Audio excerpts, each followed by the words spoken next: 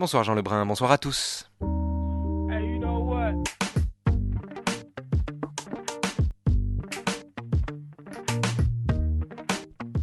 Suite, avant-dernière étape, d'une promenade dans l'éthique de Spinoza dans les nouveaux chemins de la connaissance.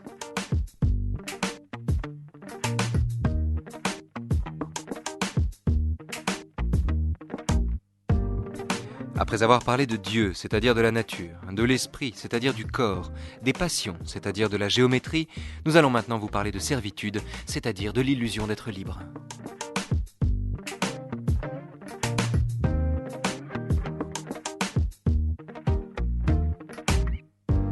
Et c'est en compagnie d'Igor Kortolitsa que nous allons évoquer la quatrième partie de l'éthique. Donc, Igor Kortolitsa, qui est ancien élève de l'école normale supérieure, agrégé de philosophie, membre du groupe de recherche matérialiste et doctorant actuellement, qui consacre un doctorat à la philosophie politique de Gilles Deleuze.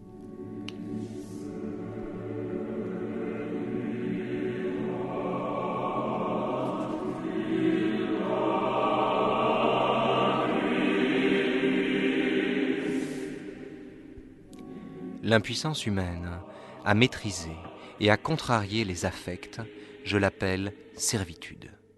En effet, l'homme soumis aux affects est sous l'autorité non de lui-même, mais de la fortune, au pouvoir de laquelle il se trouve à ce point qu'il est souvent forcé, quoiqu'il voie le meilleur pour lui-même, de faire pourtant le pire.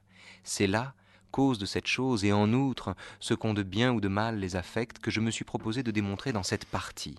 Mais j'aimerais, avant de commencer, dire en guise de préface quelques mots sur la perfection et l'imperfection et sur le bien et le mal.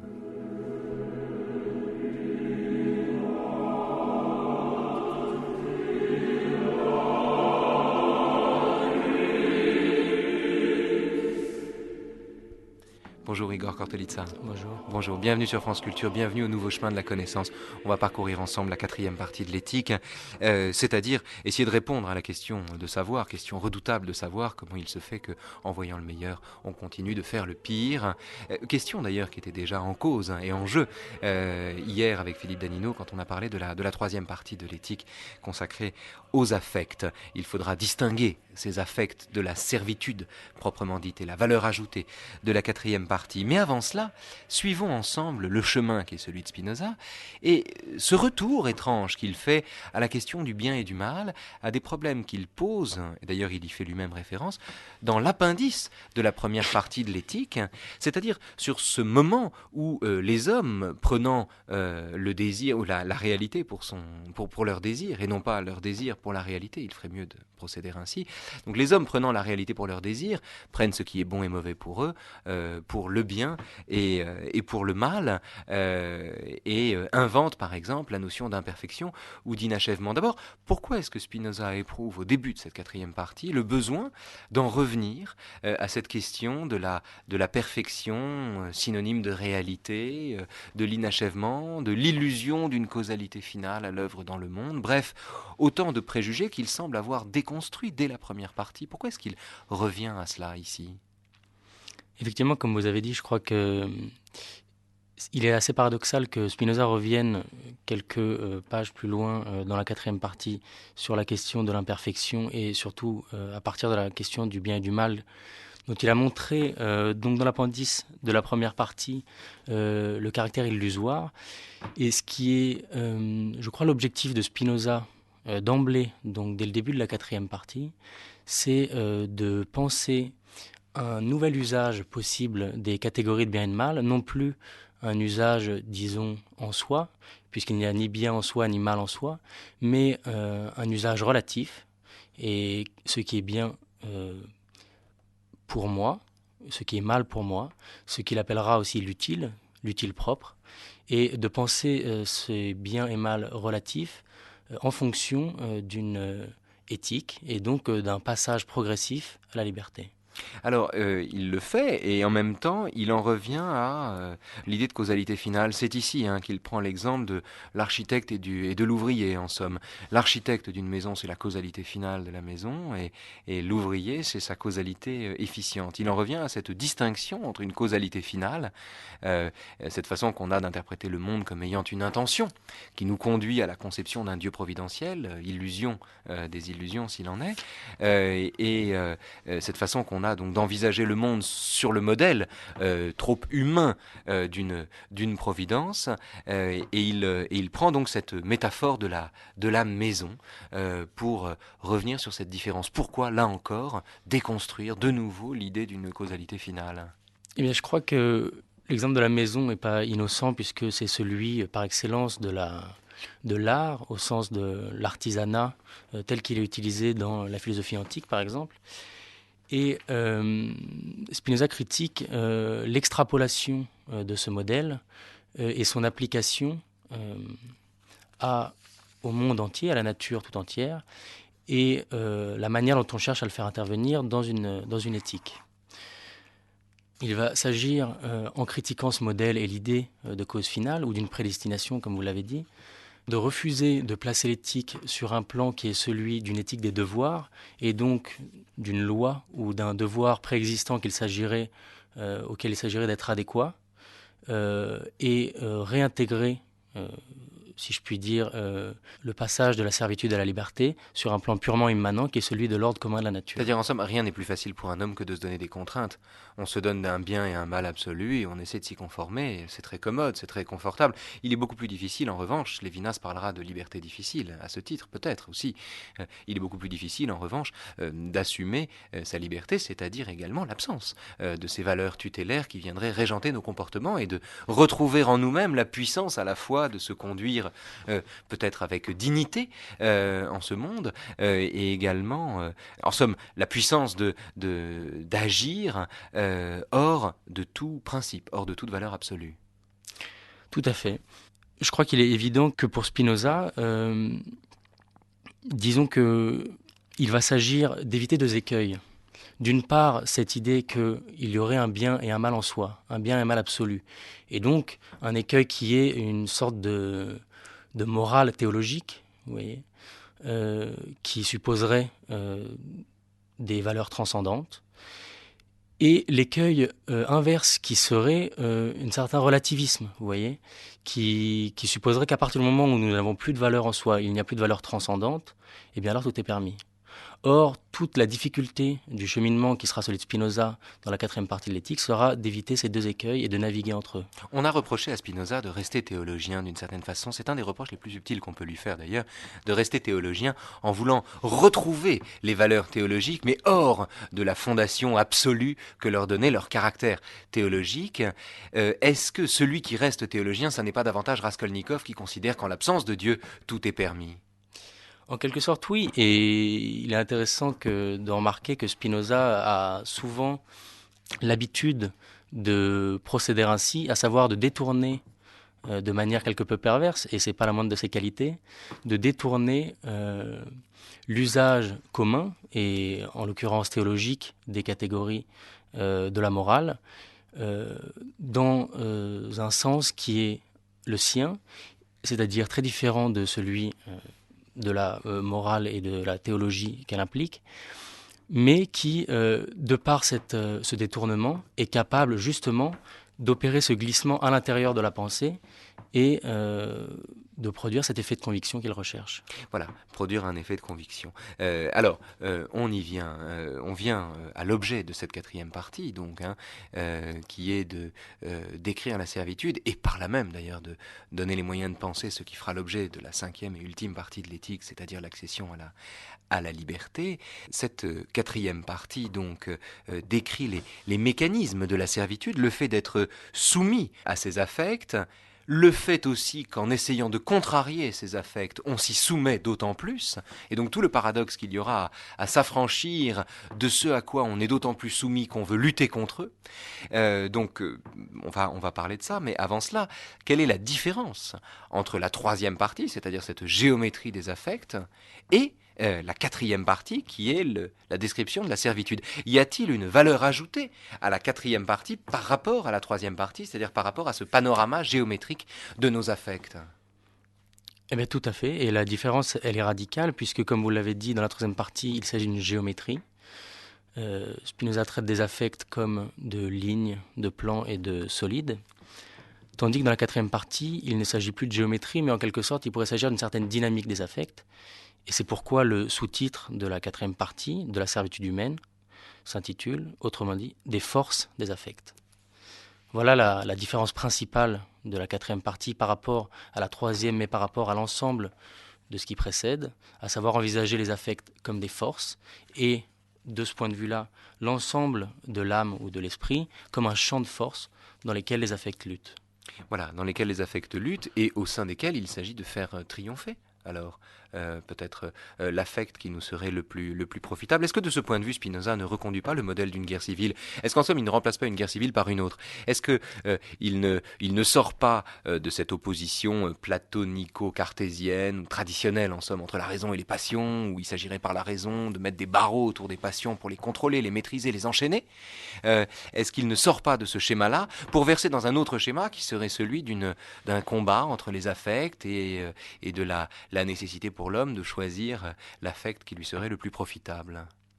Oui, alors à cet égard, il est important de faire quelques remarques pour bien situer l'originalité de Spinoza par rapport à la tradition cartésienne, mais peut-être à l'ensemble de la tradition philosophique qui le précède, à savoir que en envisageant l'âme comme un champ de force, il ne s'agit pas seulement de dire que les affects ont des forces, mais d'abord et avant tout de prendre acte de ce qu'il avait développé dans la deuxième partie, à savoir de l'identité entre l'entendement et la volonté.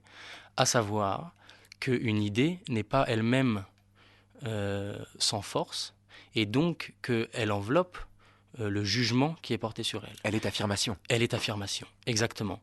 Et on voit bien la conséquence théorique et pratique fondamentale qui découle de cette thèse, à savoir que dans la mesure où l'idée n'est pas une représentation statique, à savoir, comme il dit, une peinture muette sur un tableau, mais possède en elle-même une force affirmative, eh bien, cette thèse a pour conséquence qu'il n'y a pas, dans la mesure où entendement et volonté, où idée et volition sont rabattues et identifiées l'une et l'autre, il n'y a pas dans l'âme d'instance qui pourrait arbitrer cette lutte ou cette guerre civile entre affects.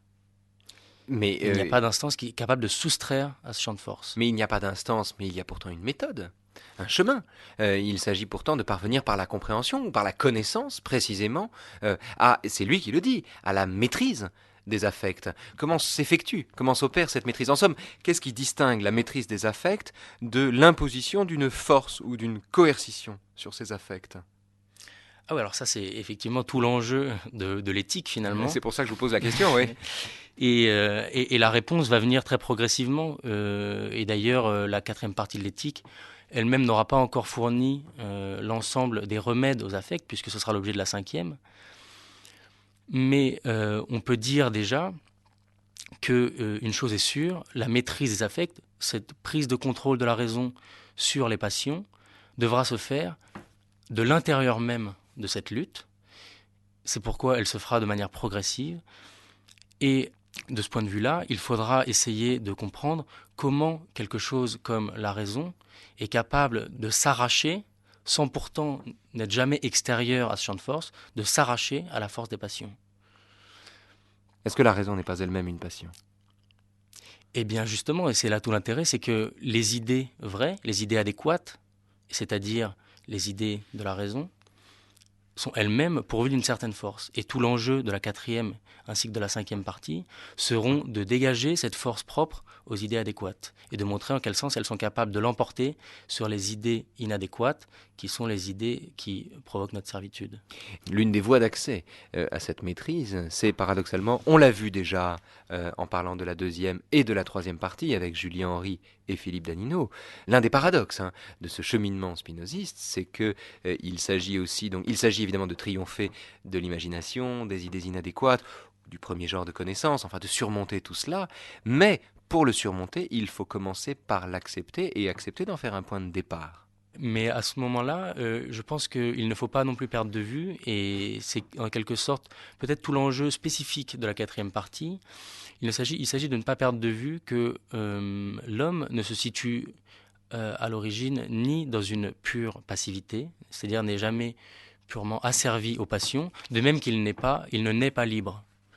Et ça, c'est une ancienne spinoziste et quelque chose qui revient très souvent, même dans le traité théologico-politique, à savoir que l'homme ne naît pas libre, mais ce qui ne signifie pas qu'il naît complètement asservi aux passions. Et de ce point de vue-là, s'il y a bien une spécificité à cette quatrième partie, c'est qu'envisageant la force des affects, Spinoza montre bien que l'ensemble de la vie humaine se déroule dans cette variation entre deux pôles extrêmes, la servitude d'un côté, la liberté de l'autre, et qu'on n'est ni jamais passif, ni jamais complètement actif. Vous parlez de servitude et de liberté. Est-ce qu'on peut employer de façon synonyme tristesse et joie? Non. Non, puisque il y a des joies qui sont passives et qui, en ce sens, si elles augmentent notre puissance d'agir, ne sont pas pour autant synonymes de liberté. Attendez, une joie passive peut augmenter notre puissance d'agir? Elle l'augmente, mais de la même manière qu'une tristesse est toujours une diminution de la puissance d'agir, mais dans la mesure où elle est passive, nous n'en concevons pas une idée adéquate, et c'est pour ça qu'elle est appelée passive, mais cette augmentation de la puissance d'agir est justement la raison pour laquelle la raison est capable de prendre le pas sur l'ensemble des affects passifs, puisque notre puissance d'agir étant augmentée, elle est capable de prendre justement le contrôle sur les passions qui nous affectent du dehors. Dans la proposition 18 de la quatrième partie, il dit « Un désir qui naît de la joie est, toute chose égale par ailleurs, plus fort qu'un désir qui naît de la tristesse. » En vertu de quoi un désir naissant de la joie est plus fort qu'un désir naissant de la tristesse? En vertu de quoi, finalement, un désir qui est de l'ordre de l'affirmation serait plus fort qu'un désir ou que se comprendrait pour un désir et qui serait en somme uniquement l'expression d'un manque? On aurait plutôt tendance à penser le contraire, d'une certaine façon. On aurait plutôt tendance à penser que ce qui est irrésistible ou irrépressible, c'est un désir surgi d'un manque. À la façon dont un homme assoiffé peut se représenter un verre d'eau comme l'unique chose désirable en ce monde et ce désir l'emporter sur tout.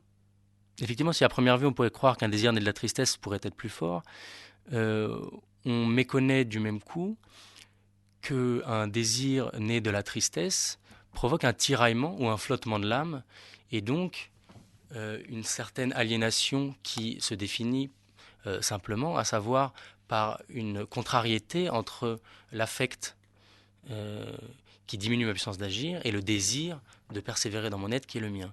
Et il suffit d'opérer la soustraction pour apercevoir que entre deux affects qui se soustraient l'un l'autre et deux affects qui s'additionnent, qui sont le cas d'un désir qui naît de la joie, le désir qui naît de la joie est forcément plus fort que celui qui naît d'une tristesse.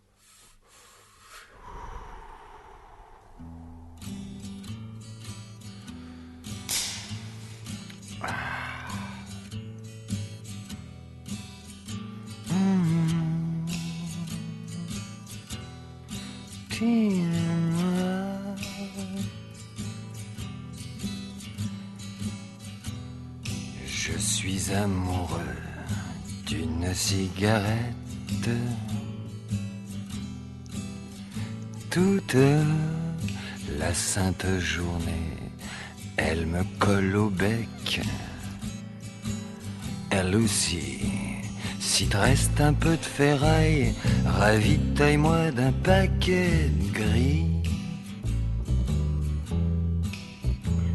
Que je m'en grille une aussitôt à la place de ce satané vieux mégot.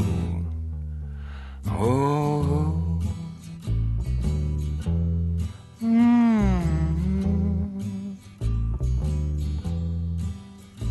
Hey, je suis amoureux. Igor Kortolitsa est notre invité aujourd'hui pour cette avant-dernière étape du chemin de la connaissance qui nous fait parcourir l'éthique de Spinoza. Nous parlons aujourd'hui donc de la 4e partie de l'éthique qui s'occupe de la servitude humaine. On vient d'entendre quelques mesures d'une très belle chanson de Jacques Higelin qui dit « Je suis amoureux d'une cigarette », un amour irrépressible, un désir pourtant qui lui vient du manque. C'est parce qu'il est blindé à la nicotine qu'il est amoureux de la cigarette. Et pourtant, il en parle comme d'un amour. Est-ce spinoziste, cela, Igor Kortolitsa ?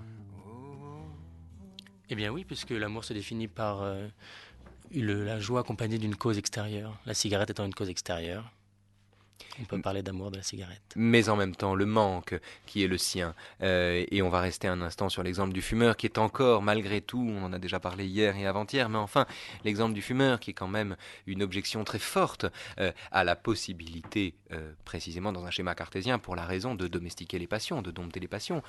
Comment se fait-il qu'un fumeur qui sache à quel point il est mauvais de fumer, puisse, qui a l'idée adéquate des mauvais effets de la cigarette sur son organisme, puisse quand même fumer? Eh bien, vous avez tout à fait raison de poser la question, et la question est d'autant plus importante que c'est là-dessus que Spinoza ouvre la 4e partie de l'éthique, puisque la première proposition énonce « Rien de ce qu'a de positif, une idée fausse, n'est supprimé par la présence du vrai, en tant que vrai. » Ce qui renvoie d'ailleurs au premier genre de connaissance quand il explique « J'ai beau savoir que le soleil n'est pas une boule ronde au-dessus de la terre et qu'elle n'est pas à 200 pieds de moi, j'ai beau le savoir, je n'en continuerai pas moins à le voir comme ça. » Et c'est précisément pour la raison pour laquelle il reprend cet exemple dans le scoli de cette proposition.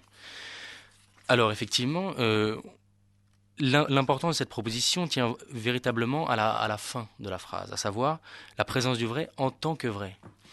À savoir, que manque-t-il à une idée vraie en tant qu'elle est vraie pour s'imposer par rapport à une idée fausse, une idée adéquate, c'est-à-dire à celle de l'imagination?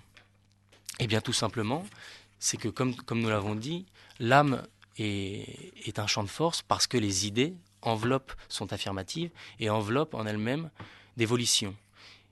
Des volontés. Des volontés. Enfin, ou je ne sais pas comment l'appeler d'ailleurs. Des volontés singulières. Ouais.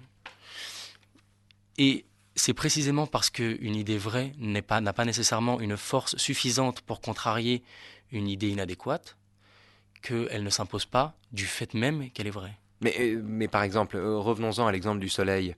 J'ai l'idée vraie du soleil, c'est-à-dire une idée adéquate du soleil, le soleil ne tourne pas autour de la Terre, mettons. Bon, donc je n'ai pas la connaissance mutilée, partielle, qui me vaut de penser que tous les matins le soleil se lève et que tous les soirs le soleil va se coucher et qu'il éteint la lumière. Et pourtant, je n'en continue pas moins de le voir comme tel. Est-ce que ça n'est pas insoluble, ça? Est-ce qu'en somme, puisque aucune connaissance ne viendra régler ma perception, corriger ma perception, est-ce qu'il n'est pas aussi illusoire de considérer qu'une théorie corrige ma perception que de considérer que la connaissance du vrai me dispense du vrai ou du bien pour moi, me dispenserait de mal agir? Non, toute la question sera de savoir dans quelle mesure on pourra donner aux idées adéquates la force nécessaire, aux idées vraies en l'occurrence, la force nécessaire pour contrarier les idées de l'imagination. Mais en ce qui concerne le soleil que nous voyons à une distance beaucoup plus courte que ne l'est sa distance réelle, c'est pour la raison simple que nous l'imaginons en tant qu'il affecte notre corps et non pas en lui-même. Mais vous voyez bien qu'il n'est pas un problème que quotidiennement nous ayons l'impression que le soleil soit à 600 pieds et non pas à des milliards de kilomètres. Mais alors, venons-en à la proposition 17, la 4e partie qui formule avec précision justement le problème qui nous occupe aujourd'hui et qui est précisément le problème de la servitude. Il cite le poète. Le poète en question, c'est Ovide, d'ailleurs. Je vois le meilleur et je l'approuve, et c'est le pire que je fais. Donc voilà le paradoxe. Cela même que l'Ecclésiaste a eu lui aussi dans l'esprit, ajoute Spinoza, quand il a dit « qui augmente la science, augmente la douleur », c'est-à-dire qu'à la douleur de mal agir se double la douleur de mal agir en conscience et en toute connaissance de cause. Alors, comment la connaissance de la cause, la certitude de mal agir, la science de ce qui est bon, véritablement bon, et de ce qui est mauvais pour moi, comment donner à cette science la puissance de s'appliquer au monde et de corriger, entre guillemets, mon comportement? Eh bien, comme vous l'avez dit, la proposition 17 énonce, il faudrait peut-être la lire pour bien comprendre ce qui s'y joue. Allez-y. Un désir qui naît de la vraie connaissance du bien et du mal, en tant qu'elle a trait à des choses contingentes, est encore beaucoup plus facile à contrarier qu'un désir pour les choses qui sont présentes.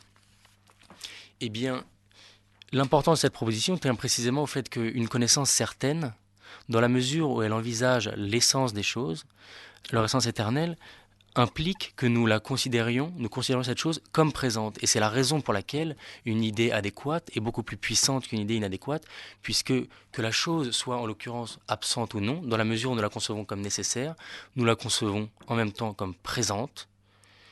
Et de ce point de vue-là, elle est plus forte qu'une idée inadéquate, dans la mesure où celle-ci ne peut pas être considérée comme nécessaire. Redites ça. Il suffirait de relire la proposition, à savoir qu'une idée, en tant qu'elle est adéquate, envisage la chose nécessairement, en tant qu'elle est nécessaire, et de ce point de vue-là, comme si elle était présente. Et une chose envisagée comme présente produit une idée plus forte, un affect plus fort que l'idée d'une chose qui est absente ou contingente ou même possible. Quand un paquet de cigarettes représente la coupe transversale d'un poumon tout noir, d'un poumon charbonneux, est-ce que cette démarche publicitaire fait appel à l'imagination ou à la connaissance? Parce qu'elle renseigne sur des conséquences. Et en même temps... elle renseigne, mais elle ne fait peut-être pas voir la cause qui produit ce poumon. Elle superpose deux images, celle de la cigarette et celle d'un poumon noir, mais ne fait pas connaître la cause qui permet de produire l'effet du poumon noir. Ah, si, quand même, on l'imagine. On imagine bien que fumer produit des poumons noirs. C'est bien pour ça qu'on voit cette image sur les paquets de cigarettes. On l'imagine, de sorte que ça n'est pas progressé dans la connaissance que d'avoir sous les yeux ce que par ailleurs on sait pertinemment, qui est le fait que fumer est mauvais. Eh bien non, et d'ailleurs, ce type de campagne publicitaire, par exemple, est un exemple paradigmatique d'une vie asservie, dans la mesure où elle nous fait agir par la crainte d'un mal et non par le désir d'un bien. Mais alors, on pourrait le regarder autrement également et considérer qu'une telle campagne, par exemple, spécule sur la possibilité pour l'homme. Mettons que celui qui met des coupes de poumons noirs sur un paquet de cigarettes ait voulu bien faire. Alors, effectivement, faire peur, mais également renseigner ou informer les individus. Après tout, il y a eu une infinité de procès de mauvaise foi où les plaignants accusaient Philip Morris de leur avoir donné le cancer, comme s'ils ne savaient pas qu'en fumant, ils n'avaient pas été assez informés sur les dangers ou sur les méfaits de la tabagie. C'est difficilement crédible, mais bon. Après tout, pourquoi pas? Imaginons que celui qui met la coupe transversale d'un poumon noir sur un paquet de cigarettes le fasse non seulement pour faire peur, mais également pour informer les gens. Est-ce qu'il ne spécule pas sur la possibilité pour l'homme d'agir en fonction de ce qu'il sait, de ce qu'il connaît, et donc de réformer ses comportements à la lumière de ce qu'il comprend? Un peu comme chez Socrate, nul n'est méchant volontairement. Oui, mais je ne vois pas. Alors, il faudrait m'expliquer dans quelle mesure l'image d'un poumon noir est capable de produire une connaissance adéquate du processus corporel qui est celui du passage de la fumée dans les poumons. On peut imaginer que, alors précisément, imaginer, mais c'est déjà progressé dans la connaissance, on peut imaginer que la concomitance des deux images, ou du geste, ou la présence de cette photo sur un paquet de cigarettes, nous induit à envisager un rapport causal entre les deux, et à peut-être chercher de ce côté-là. Oui, tout à fait. Mais je reviens sur ce que je disais. Mais alors, vous voyez bien, on est dans le cadre de la proposition 63 de l'éthique, de la 4e partie, savoir qui est mené par la crainte et fait le bien pour éviter le mal, n'est pas mené par la raison. Vous voyez. Or, l'idée d'un poumon noir ne peut servir à rien d'autre qu'à faire craindre aux gens la possibilité qu'ils deviennent tels, et donc les faire agir non par désir d'un bien, raisonnablement, mais par la crainte d'un mal. Et c'est exactement l'attitude des superstitieux. Alors, c'est l'attitude des superstitieux, c'est également ce que Spinoza souhaite à l'échelle d'une société. Dans le traité théologico-politique, il explique qu'il vaut mieux, puisque les hommes sont condamnés à pécher, dit-il, il emploie même ce mot, de pécher, il emploie le vocabulaire théologique ici, puisque les hommes sont condamnés à pécher, il vaut mieux qu'ils pêchent de cette manière, c'est-à-dire selon la crainte ou l'espoir. En gros, il vaut mieux les faire marcher avec la carotte ou le bâton, parce qu'il est illusoire de penser que tous les individus marcheront un jour selon les lois de la raison. Oui, tout à fait. Mais alors, la référence que vous faites au traité théologico-politique est d'autant plus intéressante qu'on a affaire peut-être à deux démarches, non pas divergentes, mais en tout cas décalées entre le traité théologico-politique et l'éthique, dans la mesure où le traité théologico-politique envisage un salut par l'obéissance, dans le cadre de la société, des rapports sociaux de l'État ou de la République, tandis que l'éthique envisage un salut par la connaissance et non pas par l'obéissance. C'est dire que personne n'est moins révolutionnaire que Spinoza. Personne n'est moins révolutionnaire que Spinoza, je n'irai pas jusque-là. Lui-même qui s'est Non, il est très subversif. représenté en révolutionnaire napolitain. Oui, non, bien sûr, mais il est très subversif, mais il n'est pas révolutionnaire au sens où il ne peut pas être le penseur d'un projet collectif de réforme de la société. Je crois en cela, il est peut-être plus pragmatique qu'autre chose, à savoir que, comme on le disait tout à l'heure, les hommes ne naissent pas libres, et il n'est certainement pas possible que tous les hommes soient absolument libres, c'est-à-dire conduits par la raison. Et de ce point de vue-là, il est important, il est important de se confronter à la réalité même des choses, à savoir que les hommes seront toujours, dans un certain degré, dans une certaine mesure, passifs, et de comprendre quels sont les mécanismes sociaux susceptibles de contrecarrer les conflits surgissant de ces passions. Alors, est-ce que Spinoza n'est pas également celui qui nous permet de penser le mystère selon lequel, en dépit du fait que la raison nous indique clairement le contraire, les hommes continuent de penser, par exemple, qu'un homme a marché sur l'eau. Ce mystère qui vaut à la superstition d'être imperméable aux objections que lui fait la raison. Est-ce que ce qu'il dit de la servitude ne permet pas de comprendre l'impossibilité pour la raison d'avoir une prise sur ce qu'il appelle la superstition, c'est-à-dire la croyance au miracle, à tout ce qui déroge à l'ordre de la nature, le fait par exemple que c'est en vain qu'on peut expliquer à un prêtre que la religion catholique relève du ressentiment, que c'est en vain qu'on expliquerait à un homme qui souffre du complexe d'Oedipe qu'il a envie de tuer son père ou bien de coucher avec sa mère. C'est en vain qu'on expliquerait à un grand patron que le capitalisme c'est l'exploitation de l'homme par l'homme, dans la mesure peut-être où ils le savent déjà et où surtout le fait qu'ils le sachent ne change rien à leur comportement puisqu'on est là dans deux registres de l'activité humaine. Est-ce que Spinoza ne permet pas de penser cette impuissance de la raison sur nos passions justement ? Je n'irai pas jusque-là. L'impuissance de la raison sur nos passions irait contre le projet même d'une éthique, à savoir qu'il y a des remèdes à ces affects passifs. Et le remède principal, c'est la puissance de l'esprit et de la raison sur ces affects. En revanche, et vous avez raison de le souligner... Comment se fait-il que ça ne marche pas ? Comment se fait-il qu'on ne puisse pas, par la raison, convaincre qu'un homme n'a jamais marché sur l'eau ? On peut, mais vous ne convaincrez jamais l'ensemble de la société de ces choses-là. Et c'est-à-dire que vous ne convaincrez pas l'ensemble de la société de se débarrasser de toutes ces idées issues de l'imagination, et la société entière ne sera elle-même jamais absolument libre. Pourquoi ? Précisément parce que, d'abord, il n'est jamais possible, dans la mesure où, comme l'énonce l'axiome, le seul axiome de la 4e partie, il n'est jamais possible que nous soyons purement actifs, autrement dit, que nous ne pâtissions pas dans une certaine mesure. Et cette mesure, c'est la mesure dans laquelle nous sommes une partie de la nature, et donc il y a des causes extérieures qui nous surpassent, et dont nous ne pourrons jamais nous soustraire, auxquelles nous ne pourrons jamais nous soustraire. C'est pour cette raison, à savoir que nous ne sommes jamais complètement actifs, et nous ne le serons jamais, de la même manière que, comme nous l'avons dit plus tôt, nous ne sommes jamais purement passifs. C'est pour cette raison qu'il n'est pas envisageable de convaincre la Terre entière de devenir raisonnable, en tout cas qu'elle le devienne. Mais sans aller jusqu'à la Terre entière, un individu, si vous avez un interlocuteur qui a la foi, qui vous dit, pour moi, Jésus a marché sur l'eau, Jésus a ressuscité les morts, vous lui dites non, en vertu des lois de la nature, de telles prouesses sont impossibles. Il vous répond, j'y crois quand même. Comment expliquer, en termes spinozistes, cette persistance de la croyance ? Malgré précisément l'idée adéquate qu'on peut avoir des lois de la nature, des phénomènes qui rendent telle chose possible et telle chose impossible. S'il y croit quand même, il ne peut pas avoir une idée adéquate de la chose, puisque... Ah lui, vous. Ah oui. Oui. Mais alors à ce moment-là... Comment se fait-il que ça ne soit pas transmissible, ça ? Eh bien, je crois que le fait qu'il y ait des lecteurs de l'éthique et des hommes qui deviennent progressivement libres est la preuve même que cette chose-là est possible. Qu'il y ait des philosophes, qu'il y ait des personnes comme Spinoza, sont la preuve même que, d'une manière ou d'une autre, il est possible de s'arracher aux passions et de devenir progressivement libre. Qu'entend-il quand il dit qu'un désir de la raison ne peut jamais être excessif ? on est dans la proposition 61 de la quatrième partie. Un désir qui naît de la raison ne peut être excessif. On ne peut jamais être dans l'excès quand un désir naît de la raison. D'abord, dans quelle mesure un désir peut-il naître de la raison, et dans quelle mesure ce désir-là ne peut-il jamais être excessif?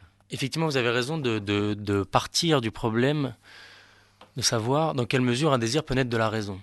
Et je crois qu'une des grandes originalités de la quatrième partie de l'éthique, et de Spinoza en général, tient à ce qu'il cherche à réconcilier de manière profonde et intégrale l'affectivité et la rationalité. Disons que le début de la quatrième partie cherche à montrer dans quelle mesure la liberté et la libération progressive s'enracinent déjà elles-mêmes dans la spontanéité de la vie, qui est celle du désir, du conatus, et donc que la rationalité n'exige pas, la raison n'exige pas du tout de l'homme qu'il renonce à ses désirs, mais bien plutôt qu'il les détourne et qu'il les fasse porter sur des objets qui sont utiles pour lui. Est-ce qu'on peut dire que... Alors j'en viens à ce dont on parlait tout à l'heure, Igor Kortolitsa. Est-ce qu'on peut dire que chez Spinoza, comme pour pour Platon, nul n'est méchant volontairement. Nous n'agissons mal en ignorance de cause. Est-ce qu'on peut dire qu'en somme Spinoza reprend cette idée platonicienne, mais il lui donne un contenu nouveau? Oui, en quelque sorte. On peut dire qu'il lui donne un contenu nouveau dans la mesure où il donne un statut complètement nouveau à la volonté elle-même, c'est-à-dire... Il n'y a plus de volonté, en somme. Dans la mesure où il n'y a plus de volonté, exactement. Mais alors, par quoi la remplace-t-il? Par le désir? Comment quelle différence faire entre Socrate, qui dit « Nul n'est méchant volontairement, si j'agis mal, c'est que je ne sais pas que j'agis mal, si je savais que j'agis mal, je ne le ferais pas », et Spinoza, qui lui-même reprend cette idée que par la connaissance, on peut surmonter la servitude et la soumission à nos affects. La différence se situe dans le projet général que cherche à instituer Spinoza, à savoir que il s'agit principalement de comprendre dans quelle mesure l'homme est capable de se détourner spontanément des biens qu'il recherche, mais qui sont des biens futiles, des biens vains, des biens qui ne sont pas stables, qui ne provoquent pas une jouissance stable, et se tourner de manière progressive vers des biens qui sont, eux, l'objet d'une joie stable et continue. Et c'est par exemple, c'était déjà l'objet du prologue du traité de la réforme de l'entendement, où Spinoza montrait, dans la description continue de l'institution d'une vie nouvelle, celle du narrateur, que la déception qui suivait la recherche des trois biens, à savoir les plaisirs, les honneurs et la richesse, la déception qui suivait de la recherche de ces trois biens, à savoir que les honneurs, on n'en a jamais assez et on n'est jamais sûr de les avoir, de même pour les plaisirs et de même pour la richesse, la déception qui en suivait nous tournait déjà, dans le mouvement même de notre désir, vers d'autres biens que nous souhaiterions acquérir et pour pouvoir en profiter pleinement et continuellement. Mais dans le passage auquel vous faites référence au début du traité de la réforme de l'entendement, le texte inachevé de Spinoza, génial traité de la réforme de l'entendement,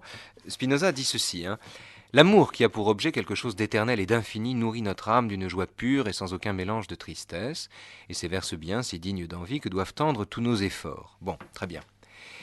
Mais, il ajoute un peu plus loin, bien que j'eusse une idée claire de tout ce que je viens de dire, je ne pouvais cependant bannir complètement de mon cœur l'amour de l'or, des plaisirs et de la gloire. Donc, Spinoza dit bien que j'ai beau me représenter un souverain bien, c'est-à-dire un bien dont l'obtention n'épuiserait pas mon désir, en somme, un bien que je continuerai à désirer quoique je le possède.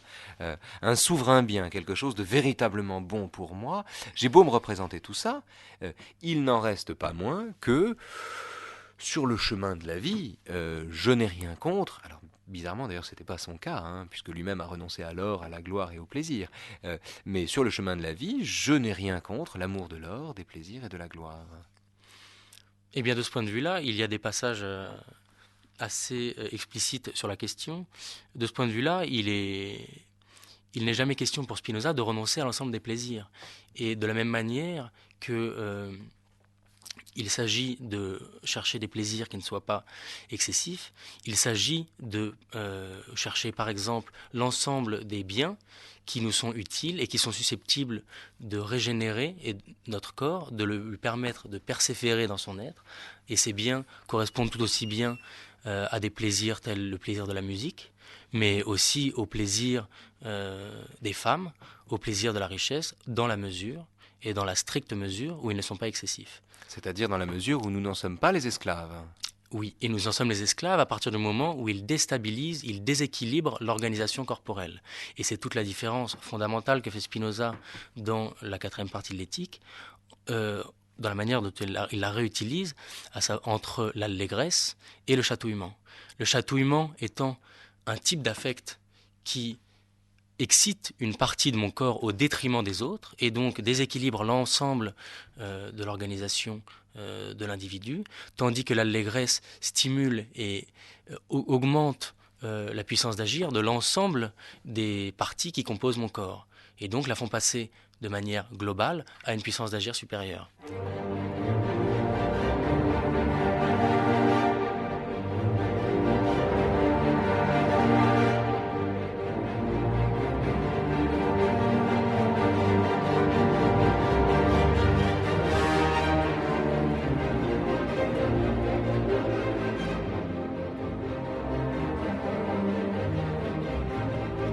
Je ne suis pour rien, chers auditeurs, dans le choix de cette musique, l'ouverture de Siegfried. Non, pardon, c'est le prélude de l'acte 3 de Wagner. C'est vous dire à quel point j'aime Wagner.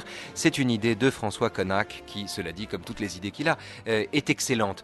Igor Kortolitsa est avec nous pour parler de la quatrième partie de l'éthique.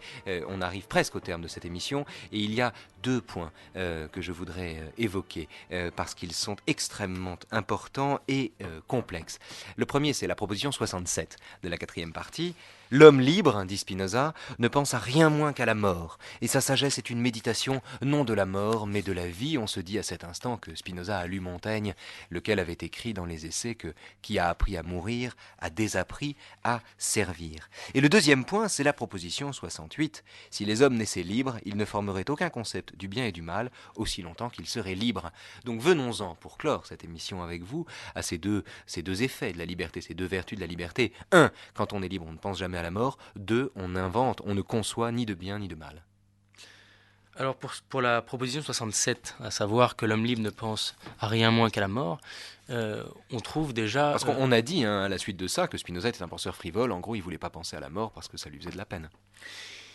Oui, à tort, et d'ailleurs il serait possible de réinsérer Spinoza dans une tradition épicurienne, à savoir le refus justement de penser à la mort.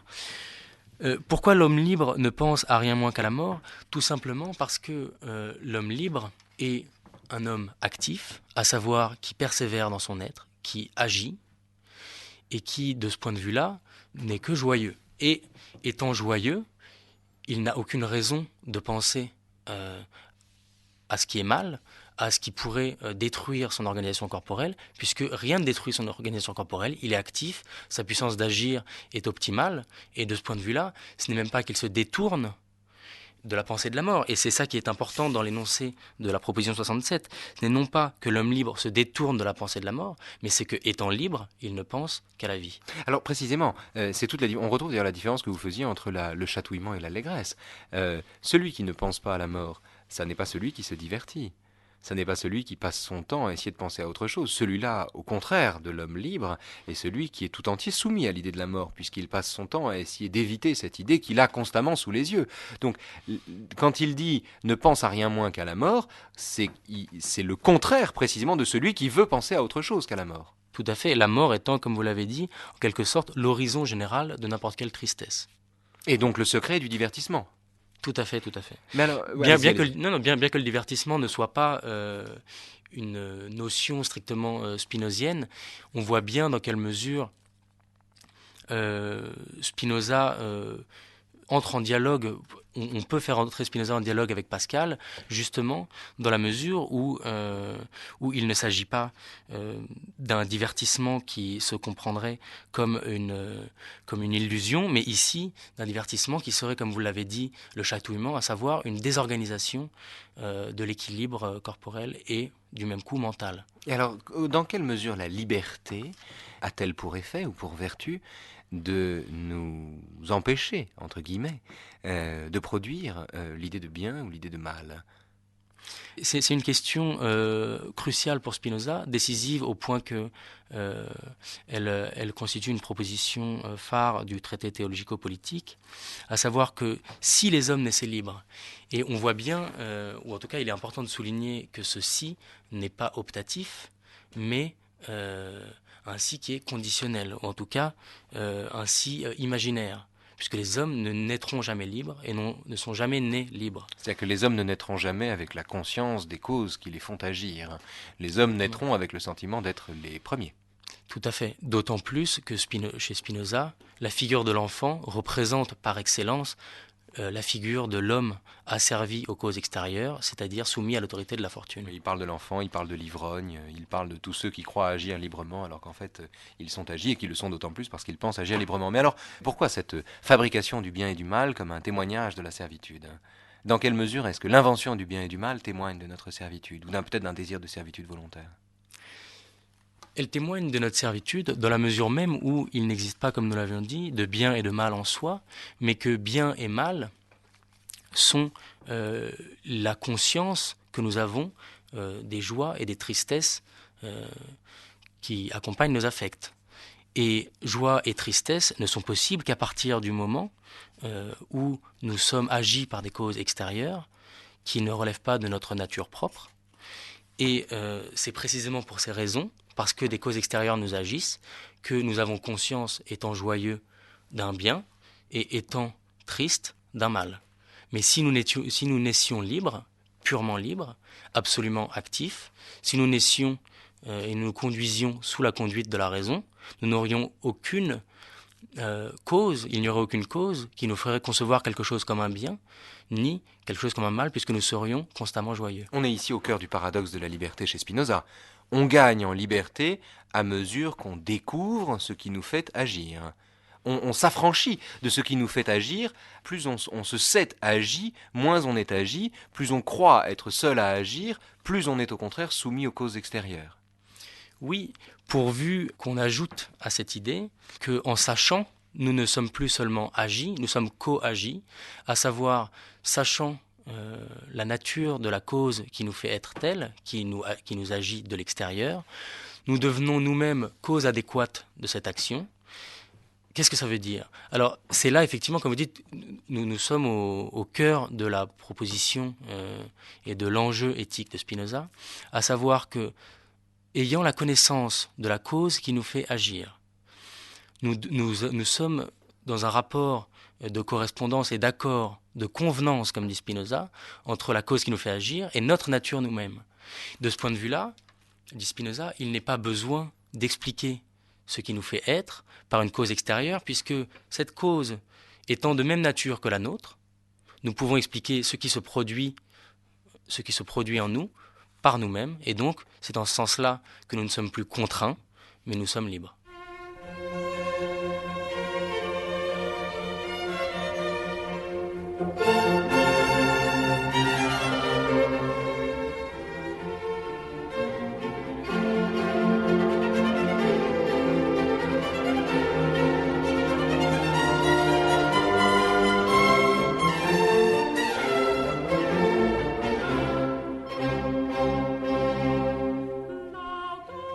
Un grand merci, Igor Kortolitsa, de vous être frotté à cette quatrième partie de l'éthique pour les besoins de la cause, c'est-à-dire pour les besoins des nouveaux chemins de la connaissance et de cette invitation que les nouveaux chemins de la connaissance vous font, chers auditeurs, de parcourir l'éthique, de vous y promener, de le lire, de le relire, de l'emporter, de l'emmener en vacances, de le garder avec vous, de le mettre dans votre poche. D'ailleurs, vous le trouvez en format de poche aux éditions du Seuil, dans une édition bilingue, assortie de l'excellente traduction de Bernard Potra.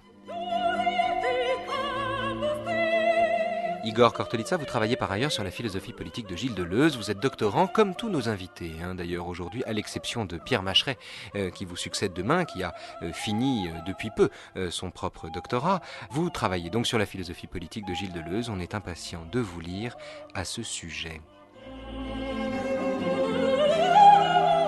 Demain, donc, dans les Nouveaux Chemins de la Connaissance, je recevrai Pierre Macheret, qui viendra vous parler de la 5e partie de l'éthique. Pierre Macheret, dont l'introduction à la lecture de l'éthique de Spinoza, partie par partie, aux presses universitaires de France, est en soi une œuvre majeure.